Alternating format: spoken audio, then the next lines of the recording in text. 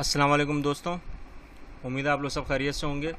आज हम लोग सिविक्स का इल्म शहरियत का क्लास 9 का फेल्ड पंजाब बोर्ड का लेक्चर नंबर 18 करने जा रहे हैं। लेक्चर नंबर 18 होगा और जो हमारे टॉपिक्स होंगे वो होंगे steps have been taken for national unity. अच्छा, कौमी इत्तेहाद के जो इक़दाम हैं जो हमने करने हैं अपने मुल्क के हिसाब से आगे बढ़ाने के लिए, वो कौन से ऐसे इक़दाम हैं जिनको करने से हमारा मुल्क मज़ीद आगे बढ़ सकता है, कामयाब हो सकता है। तो इस टॉपिक को करने से पहले हम लोग ये चेक करें कि हमने प्रीवियस लेक्चर में जो हमारा पिछला लेक्चर था उसमें क्या डिस्कस किया। हमने जो डिस्कस किया था वो role of Quaid-e-Azam in the creation of Pakistan, यानी कि तश्कील पाकिस्तान या अर्ज़ पाकिस्तान में कायद-ए-आज़म का किरदार क्या था, मोहम्मद जिन्ना का क्या किरदार था, हमने वो डिस्कस किया। अगर आपने ये लेक्चर नहीं देखा है तो आप इस लेक्चर को ज़रूर देख कर आपको कोई चीज़ समझ में ना आए तो हमारे साथ शेयर कर सकते हैं। आज के टॉपिक के हिसाब से जब आपका बोर्ड में सवाल आ सकता है या पूछ लिया जाता है आम फहम में भी कि कौमी इत्तेहाद को हम कैसे उजागर करें, वो कौन से ऐसे इक़दाम हैं जिनकी बेहाफ पर हम लोग अपनी कौमी इत्तेहाद को आगे बढ़ा सकते हैं और कामयाब हो सकते हैं, बीइंग एज अ मुल्क, कंट्री, और बीइंग एज अ इंडिविजुअल या फ़र्द के हिसाब से। ठीक है, तो अगर नोट कराओ कि जो स्टेप्स लिए जाते हैं, जो इक़दाम लिए जाते हैं नेशनल यूनिटी के हिसाब से, ठीक है, कौमी इत्तेहाद के हिसाब से, उसमें सबसे पहला जो आता है जुज़ वो ये है कि हम लोग पाकिस्तान में रहते हैं और पाकिस्तान के अंदर वेरियस कल्चरल ग्रुप्स हैं। कल्चरल ग्रुप से मुराद यहाँ पे सकाफ़तें बहुत ज़्यादा हैं। ठीक है, डिफरेंट तरीके से, मुख्तलिफ़ तरीके से ज़बानें बोली जाती हैं, हम मुख्तलिफ़ तरीके से ड्रेस भी वेयर करते हैं, यानी कि हमारे क्लोथिंग भी अलग है। और अगर देखा जाए तो एक फ़र्द के हिसाब से हमारी सोशल लाइफ यानी कि समाजी ज़िंदगी जो है, माशरती नहीं समाजी ज़िंदगी जो है वो इस्लाम के हिसाब से, अब देखो मैंने वर्ड लगाया इस्लाम के हिसाब से, भले ही हम डिफरेंट ग्रुप्स में हैं, कल्चर्स में हैं, सब कुछ है, लेकिन हमारा मेन मकसद जो है वो इस्लामिक ट्रेडिशंस एंड वैल्यूज़ हैं। अच्छा, इस्लामिक ट्रेडिशंस का मतलब यहाँ पर अगर देखा जाए तो यहाँ पे इस्लामी रस्म व रिवाज, ठीक है ना, इस्लामी रस्म व रिवाज और प्लस उसकी कदर। अब कदर के हिसाब से दो चीज़ें आती हैं, वो है कुरान और सुन्ना, और इस्लामिक ट्रेडिशन के हिसाब से वो आती हैं जो हमारे अहकामात में जो हमें दे दी गई हैं, जो हमें ऑर्डर्स दिए गए हैं, हमने उसको फॉलो करना है। अच्छा, ऑर्डर्स, अब इसके हिसाब से अगर देखा जाए तो फिर कहीं जाके हमारी कल्चरल वैल्यूज़ भी आती हैं। अच्छा, कल्चरल वैल्यूज़ के हिसाब से हम पहले जो तरजीह देते हैं being in Pakistan right now, वो हम कल्चरल वैल्यूज़ को पहले तरजीह देते हैं, फिर जाते कहीं सोचते हैं कि इस्लामिक ट्रेडिशंस, और फिर जाके कहीं हम लोग देखते हैं कि अगर कुछ बचा तो हम वैल्यूज़ को भी अहमियत दे दें। जबकि सबसे पहले वैल्यूज़ हैं, कुरान और सुन्ना पे चलना है, उस पर अमल करना है, अमल करने के बाद दूसरों तक पहुंचाना है, फिर उन अहकामात पे अमल करना है जो अल्लाह और रसूल अल्लाह ने हमें दिए हैं, लाजमी दिए हैं, और फिर कहीं जाके हमने अपनी सकाफ़ती चीज़ों को अहमियत देनी है। हम इसके बिल्कुल उलट चल रहे हैं, आज के दौर के हिसाब से उलट चल रहे हैं, तो यही हमारे सबसे पीछे होने का अहम रुझान है। ठीक है ना, बीइंग एज अ पाकिस्तानी, क्योंकि हमारा सवाल ही यही है कि हम लोग अपने आप को कौमी यकजहती में कैसे लेकर आएँ, एक कौम बन के दिखाएँ, लोग नहीं कौम बन के दिखाएँ। तो जब कौम आपका पूरा मुल्क इस्लामिक बेस पर है और आप इस्लाम पे ही ना चलें तो आप कहाँ से कौमियत में आ गए। ये एक सोचने वाली बात है। हम अपने आप को बोल देते हैं कि बीइंग एज अ पाकिस्तानी, लेकिन पाकिस्तानी उस वक्त होंगे ना कि जब हम लोग इस्लाम पे चलेंगे, क्योंकि आपका पर्पज़ ही पहला क्या है, मकसद ही क्या है, जो हम लोग 10 दफ़ा पढ़ चुके हैं। हमारा मकसद यही है कि हमने इस्लामिक ट्रेडिशंस को लेके चलना है, इस्लामिक टीचिंग्स को लेके चलना है, ये हमारा मकसद है। ला इलाहा इल्लल्लाह मुहम्मदुर रसूलुल्लाह, ये हमारा मकसद है। और हमारा जो मीनिंग है पाकिस्तान की वो क्या है, लैंड ऑफ प्योर, यानी कि कहने का मतलब क्या है, पाक सर ज़मीन, किससे, गुनाहों से। तो अगेन क्या आ गया, मज़हब आ गया। तो अगर हमें यही नहीं करना तो फिर हम काहे के पाकिस्तानी, फिर इसमें पाकिस्तान का कोई कसूर नहीं है, इसमें फिर सारा किसका कसूर है, पाकिस्तानियों का कसूर है। ठीक है ना, तो लोगों का कसूर है फिर। ठीक है, तो ये वो चीज़ है जो हमें समझाना लाजमी है, क्योंकि इस्लाम बिलीव ही करता है, यकीन रखता है, भरोसा करता है unity of all man kind को। क्योंकि अगर कोई इन्फीरियर और सुपीरियर का कॉन्सेप्ट होता तो हम क्रिश्चियन में ही होते, क्रिश्चियनिटी में होते, हिंदुज़म में होते, हम उनमें होते बेटा, क्योंकि उनके कॉन्सेप्ट में ये सीधे चीज़ें चलती हैं। ये है, ये कंफर्म है, इससे कोई डिनाई नहीं कर सकता। ठीक है, इंसानियत के हिसाब से, अगर ह्यूमैनिटी के हिसाब से देखा जाए तो सबको एक करने वाला जो मज़हब है वो कौन है, सिर्फ इस्लाम। सबको, भले आप किसी भी ग्रुप के हो, किसी भी ग्रुप, किसी भी कबीले के, ठीक है, ये एक बात है। दूसरी सबसे अहम बात, अच्छा दूसरी जो सबसे बात है वो ज़रा सोचने वाली बात है, क्योंकि हम लोग समझते हैं कि इस्लाम से एक मज़हब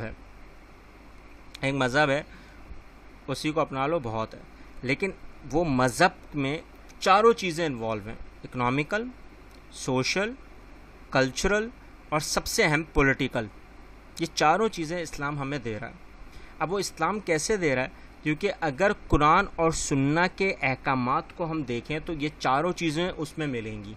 ये वाहिद ऐसा मज़हब है जिसमें चारों चीज़ों का स्टेप बाय स्टेप साइंस मौजूद हैं, निशानियाँ मौजूद हैं।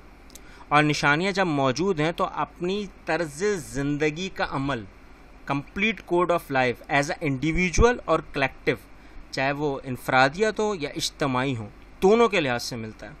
क्योंकि हम लोग जब पैदा होते हैं बीइंग एज अ इंडिविजुअल, ये सच है कि किसी को पता नहीं होता है कि हम किस मज़हब से ताल्लुक़ रखते हैं, लेकिन सबके दिमाग में एक बात होती है, देखो हमेशा याद रखना बेटा, ये दिमाग में हमेशा बात होती है कि वी आर बॉर्न मुस्लिम्स।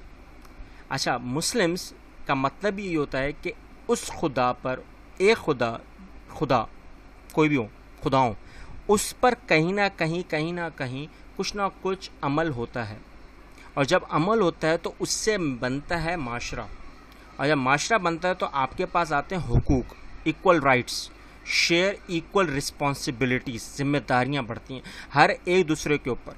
अब उस जिम्मेदारियों को अगर हम कुरान और सुन्ना में डाल दें तो बन जाते हैं हम लोग क्या, मोमिन।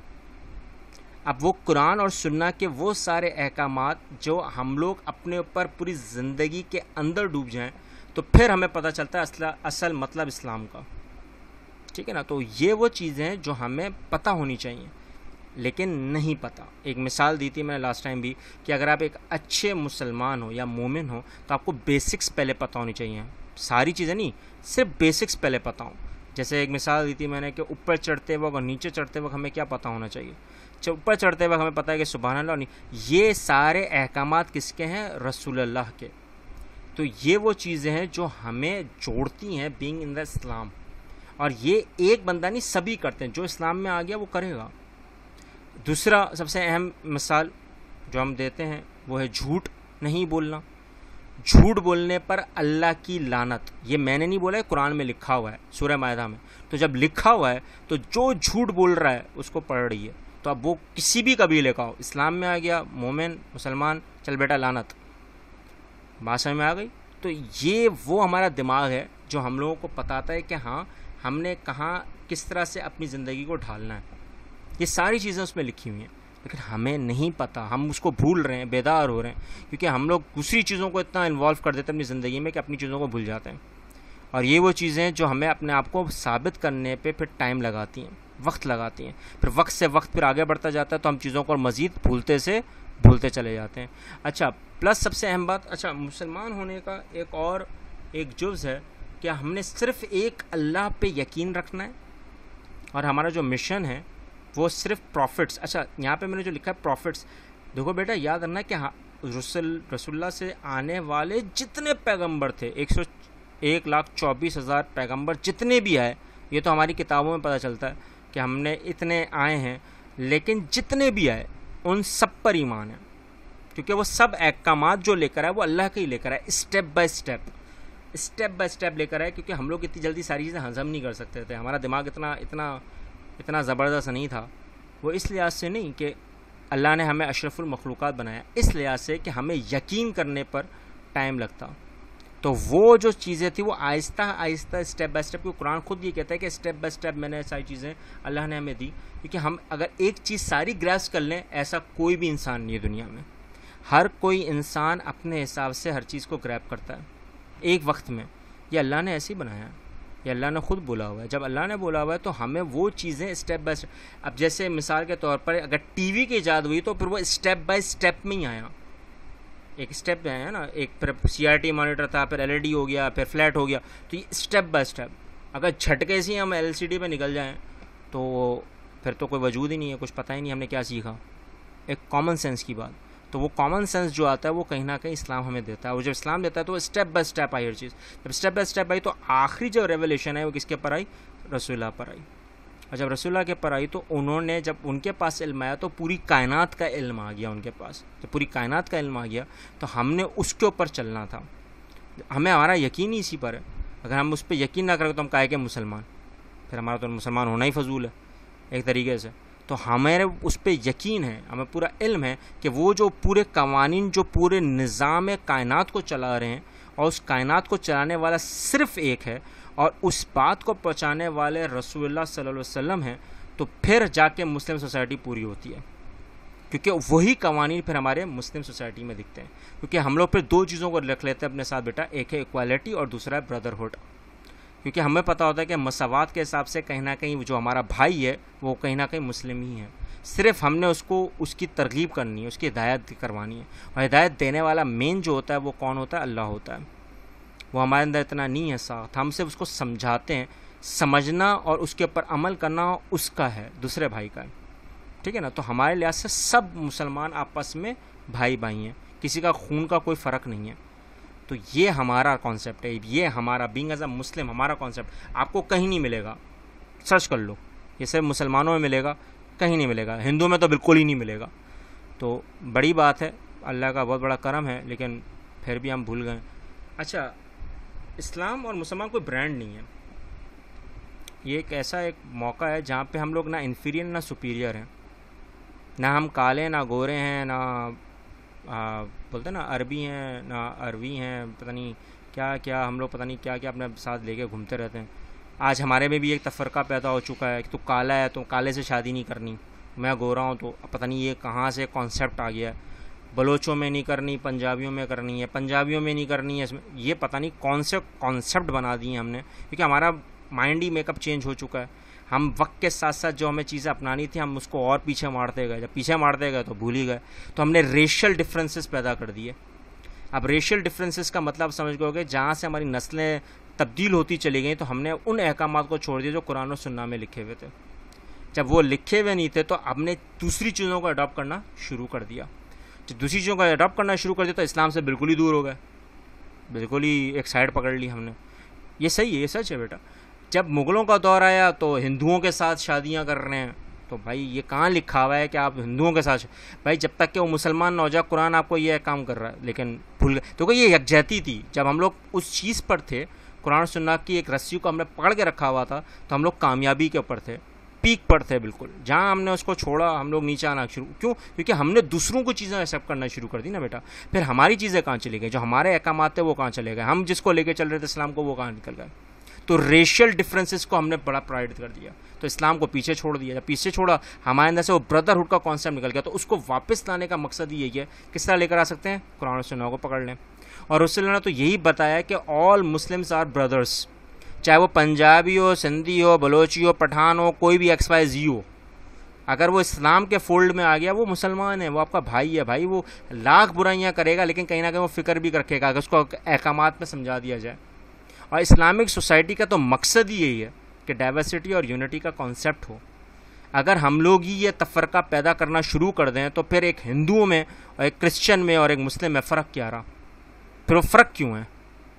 एक कॉमन सेंस की बात है ना, फिर सभी एक हो जाएं। तो ये वो कॉन्सेप्ट थे जो हमें लेके चलने थे, लेकिन हम तो खुद ही उस पर नहीं रहे तो दूसरों को क्या समझाएंगे? जब दूसरों को नहीं समझा पाते तो अपनी चीज़ों को अहमियत नहीं दे पाते। जब अहमियत नहीं दे पाते तो हमारे अंदर से नेशनलिटी का कॉन्सेप्ट ख़त्म होता जा रहा है।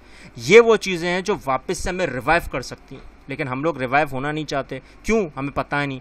बड़ों को या बच्चों को समझाएं तो वो तो और गर्म हो जाते हैं, बोलते तुझे तो कुछ पता नहीं। तो ये एक है कॉन्सेप्ट, लेकिन जब समझा दें, एक समझाना असल है बेटा। आपको उनको ऊपर फोर्स नहीं करना, समझाना है। बाकी वो समझते हैं नहीं समझते उनके ऊपर है, ठीक है ना। कुरान भी यही कहता है, वो अंधे हैं, गूंगे हैं, बहरे हैं, वो सब हैं।